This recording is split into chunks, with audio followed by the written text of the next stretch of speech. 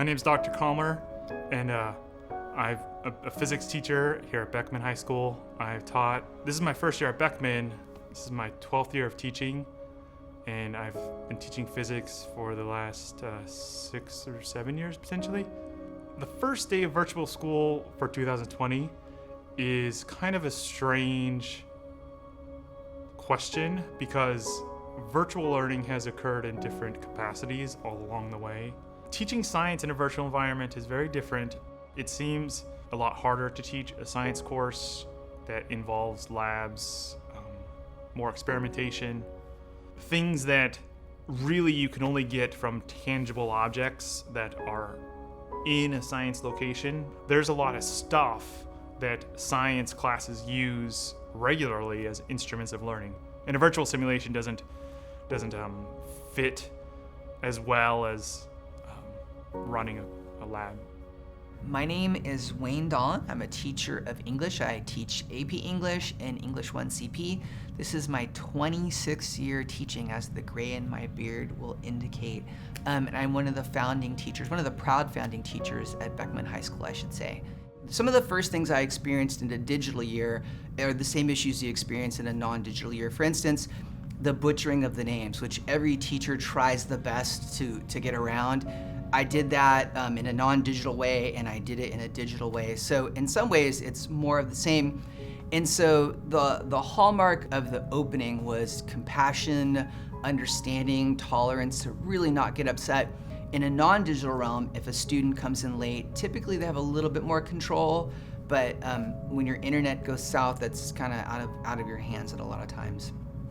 You really do, I can see how people perform on stage because you really feel an audience, and not having that makes it a little bit challenging because you don't know where to stop and when to move forward.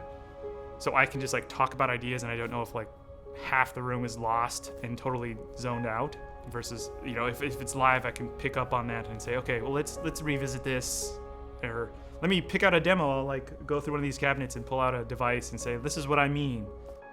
I think the part that's challenging is I see students that turn on their camera, and I guess I would call it the path of least resistance. And they're gonna turn on their camera and they're gonna be dutiful. And I'll applaud that, and I'll take what I can get in this digital world. But I see they're not trying to be engaged. And I wonder, I've often tried to get into the students' mind about this.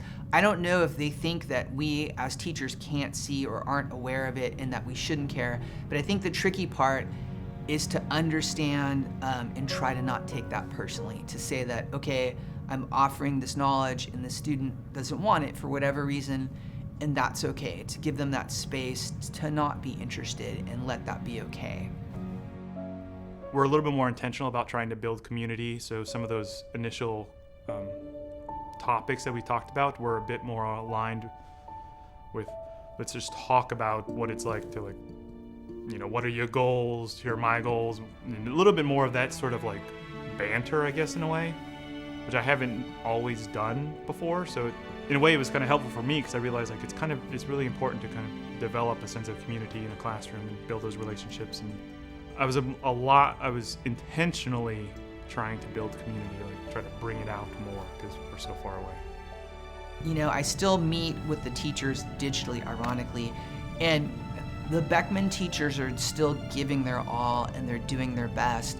And even though there are constraints with the virtual education, they're doing their best to make it engaging, to make it exciting, and to still give students a top-notch education.